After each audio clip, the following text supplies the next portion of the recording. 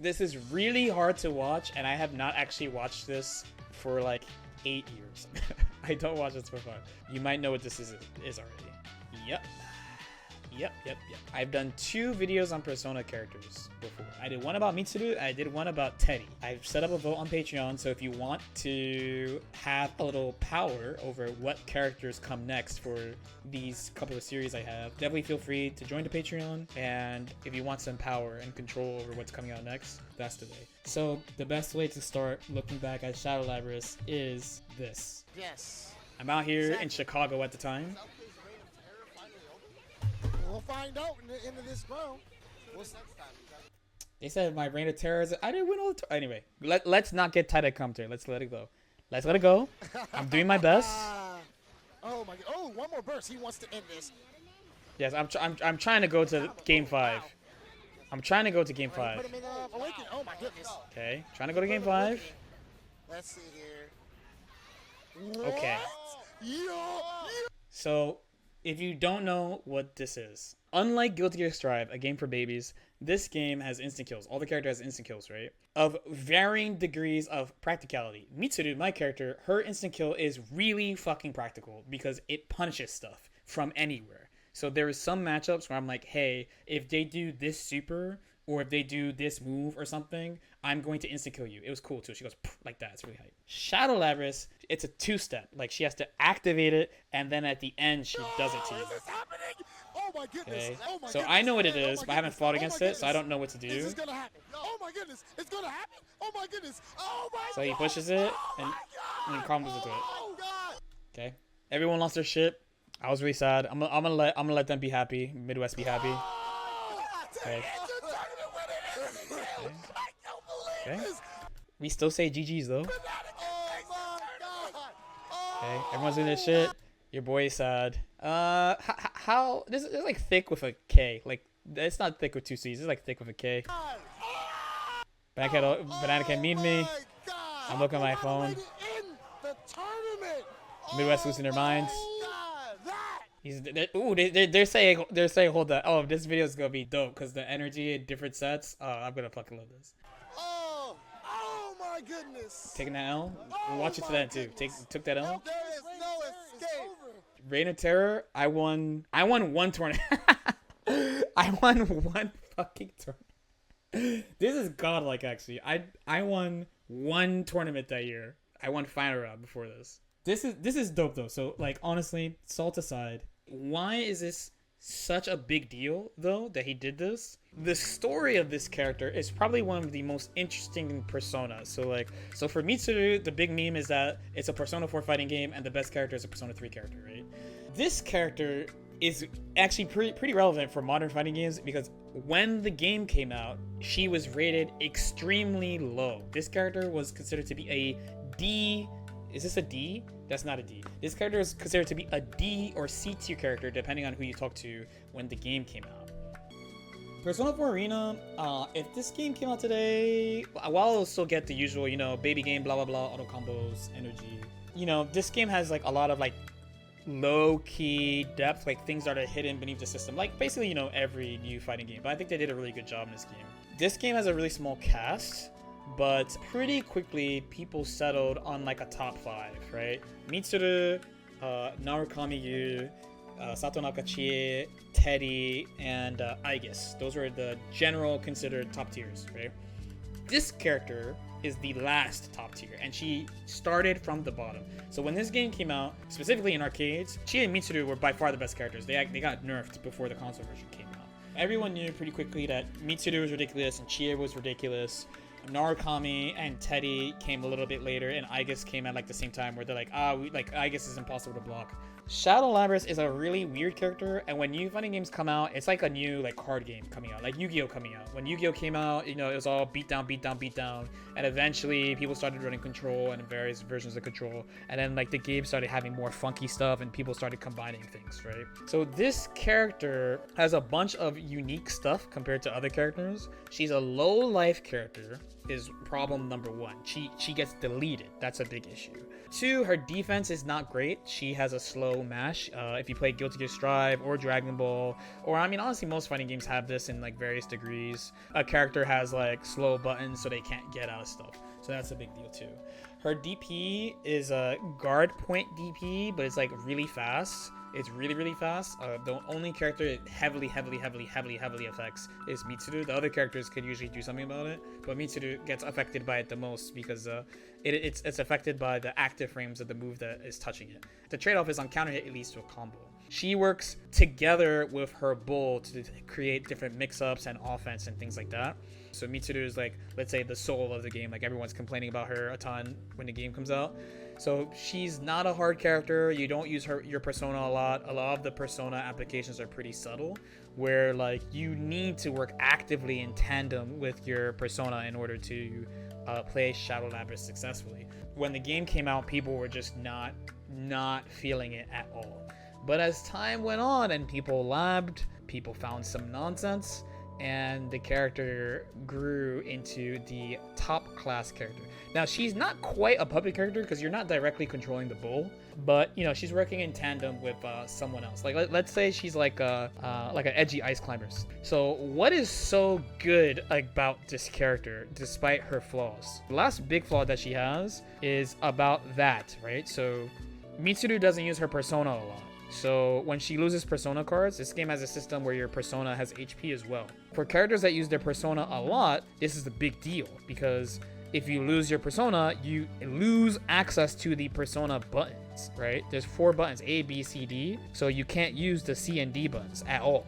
For a character like Mitsuru, it's not a big deal because you're attacking with your sword like 90% of the time. But for a character like Shadow Labrys, you're basically like out of the game. Despite these things, why is she top tier and why is she such a ridiculous character? So we are actually seeing number 1, by the way. This is reason number 1. I'm going to go to the beginning of this situation. So sometimes in fighting games, we talk about comeback mechanics, and Persona has one called Awakening. You get a defense buff, you get extra meter, and you get access to a Desperation Super. Shadow Labrys has the best one in the game. It's this super, Titano Makia. This super does not belong in modern fighting games, and this shit is mad scrubby. I'm just gonna say it. In this game, what you would do is, if times are looking tough and Shadow Labrys is an Awakening and you get a hit, they would burst you. In that game, burst knocks down, and then you recover and you do the super. What does the super do? The bull becomes mega powerful. You cannot attack it anymore. You can only attack it with supers. In this version of the game, the super thing was bugged, and if you attacked it with a super, it would stay forever, so you couldn't even do a super to it.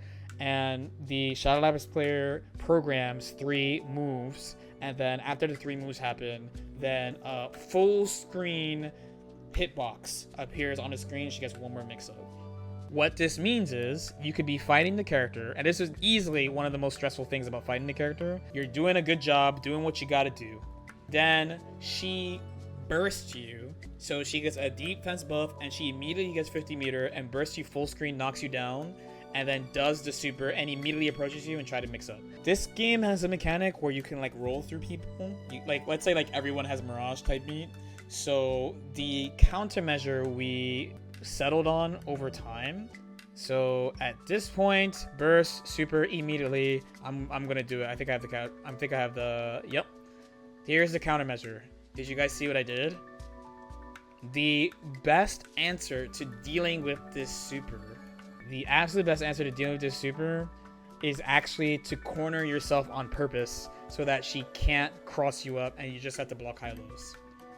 That was the best response to this super. This super that you could do from burst, and it goes into itself too. You can repeat the situation. It's one of the strongest knockdown situations in the game, and it's a mega powerful comeback mechanic. The only reason why I won this is definitely because I killed the persona. Number 2, and let's go a little bit into the future. We're in the ring. 360p, baby. So here's after we have both practiced for like a month. Obviously, I was not very happy about that. Let's talk about other things that are super strong about her. One is her offense. So anytime you block the bull, she's heavily advantaged, and she has, cross ups, high lows, ways of pulling you out the corner. Her mix-up game is really good. And which leads into the third thing, which is just what happened to me. The pinnacle of her setup game is this. She has a technically a 50-50, but also like an unblockable, where she can command grab you, and depending on the situation, she can loop it into itself, and she can do this off DPs in some situations as well. So off her DP, counter it off some situations. It's extremely strong. It's extremely strong. How does the unblockable setup work? So the idea is that you can, in Persona, there's no faultless defense or whatever. You can instant block, right? So when you jump, for 5 frames after you jump, you can't block. So that means you're a total 9 frames vulnerable. So the idea is that you time the command grab and a rising jump A, so that the jump A will hit you out of the jump after you jump. So the jump will never hit you if you just stay on the ground. The jump only hits you if you jump. And if you stay on the ground, the grab gets you. The main thing you could do is if you have a DP, you can try it, but if she hard baits you, then you're at extra deleted. And then it got stronger in Persona 4 Ultimax because the command grab causes a status effect. In this game, it doesn't. Remember that when people have access to these type of setups, they're just going for it OD. It's coming. It is coming. So on top of the amazing mix-ups and the unblockable, which is really strong, and the comeback potential, these are like the 3 big things. And because people thought she was so weak for so long, not a lot of people played her. This is one of those like character mastery things I talked about a bunch when Strive came out. This is a risk from a competitive perspective. When you go for this is like one of the many reasons I respect Bananacan as a player. There, I got smoked for trying to DP the unblockable. That's a risk. He actually played Chie, who is an established top tier before this. He played Chie. He chose to switch to Shadow Labrys, which at the time everyone's like, why would you do that? Then step 2 was he bodies people with the character. People were like, man, this dude's mad good. And then step 3 was, man, this dude is mad good and this character is ridiculous. At this point, because what's happening here is around, let's say, a month after me getting Omega beamed by getting instant killed in Grand Finals, I spent the month studying this character from top to bottom, like trying to think of like all the things I could do better to fight this character in subsequent tournaments. At this time, I think people still kind of was on the energy of like, yeah, this character, like she's pretty good, but she's not top tier. But like, I was kind of at the point where I was like, yo, like this character, there might be a top 6. This is not a top 5. It's a top 6. So if I was to look at a normal Shadow Labrys round, let's look at a normal Shadow Labrys round. So I'm out here playing neutral in 360p. The big challenge of the matchup is Mitsuru has the super strong 5A that hits like multiple character lengths away. But the way that Shadow Labrys DP works, while it's really hard for her to DP like Chie, Narukami, it's basically impossible for Mitsuru to react to the Shadow Labrys DP because you only have 1 frame to react. Literally have 1 frame to react because it's based off active frames. So I tried to use moves with more active frames to try to counter DP her DP. That was strategy number 1. Strategy number 2 was to focus on persona breaking because in this round, as you can see, the reason why I won this round, a big reason why I won this round in such a comfortable way, is because he didn't get to use Tatanamakia. Big strat number 3 was updating my offense so that I'm attacking the Bull and Shadow Labrys at the same time. Because of some weird like hit stop funky stuff, you could do strings where you hit the Bull and Shadow Labrys at the same time and change the frame advantage of stuff, which was a pretty important countermeasure against the character. So you'll see me doing like all these things. I'll have like a bunch of like comfortable rounds like this one, then burst. He bursted a little bit early here. Some characters have ways of putting him in the comeback mechanic on purpose. The thing I was focusing on was either trying to kill beforehand or like killing the persona so that he couldn't burst. And she does have to actively use her persona in tandem with all the different types of offense. So this game, let's try to pay attention a little bit more to what he does to me rather than what I do to her. So one thing is like, it's almost like versus level of screen control. You saw how like he covered the air and the ground at the same time because the bull has an anti-air move. There I baited the DP with my high active frame jump cancelable move. He bursted a little bit early. This is gonna be a tough round for him, but there is the safe awakening. So the bull has a literal beam assist. So the bull has a beam assist. You do it. You DP safely behind it, and now she's in power mode. So my only hope is that, well, it's not happening, but like, because now knockdown into Tatanamakia, yes. So my only hope was that he couldn't burst me into it. I'm gonna take not some damage. I'm gonna try to corner myself. Okay, cool. I'm in the corner. I had to put myself in the corner. DP. I'm still in the corner. He still has 50 meter. Mix up. Okay. Heroic mash out. He has meter. I took a risk on the backdash. DP. He supered me. No. Oh my god. How is he plus? Grab tech. He doesn't have meter, so I want to win. I want to win really bad. Throw. GG. Whew. So you see a little bit more of the me attacking the bull and S-Lab at the same time. Oh my god. Okay, retreating. The bull's in play. You also had to know what attacks the bull had and how they worked. Like, she has a tracking. He got me with the unblockable. But he has to read me, to be fair. I have to take the risk on the DP. Tatanamakia immediately. Here we go. I gotta just sit here.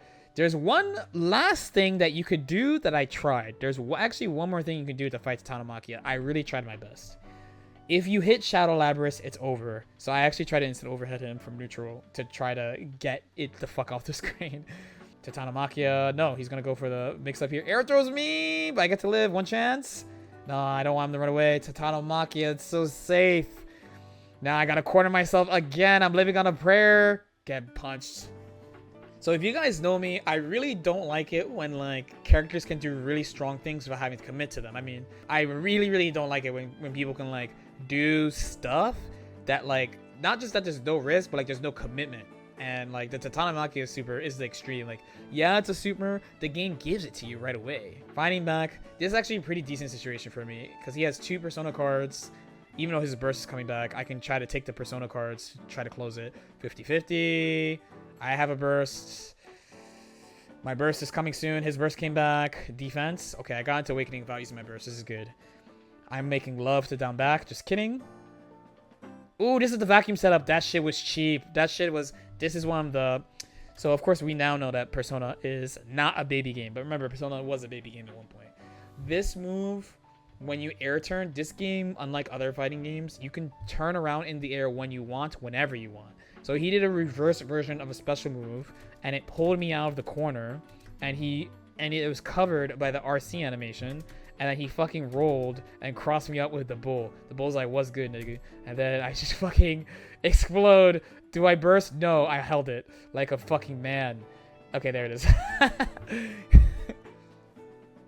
I did my best. Okay, the sigh of relief from him, the sigh of sadness from me. All right, let's do one more game. Shaking my head, I don't respect it. The crowd is probably hype. I'm so sad. This character gets me tight. I'm not gonna lie. It's not the worst character I've ever played against in a game, but it's just the stress. You know, some of you guys talk about my salt and peppers. I think I got a bunch of them from playing this game. I can't front. Okay, let's do one more game. The bull sometimes changes the hit stop, so sometimes you get combos that aren't possible. Sometimes combos that should happen don't happen. It's kind of random.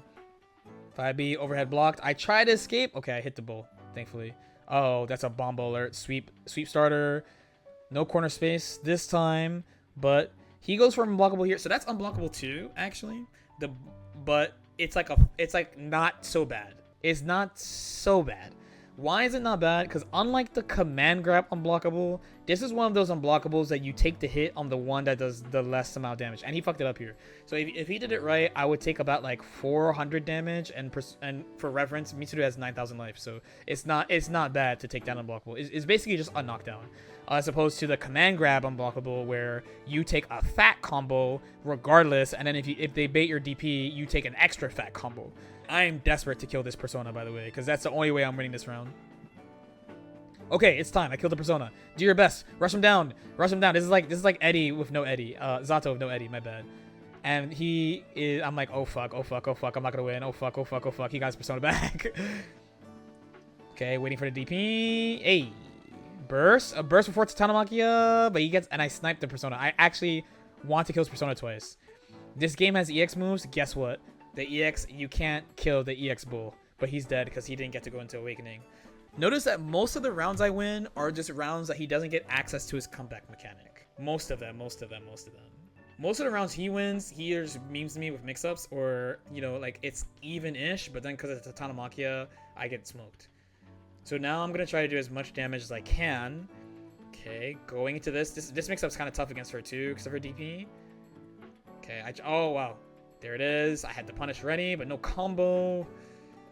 He's got one Persona card, but Awakening. Burst is coming too, so he gets at least one.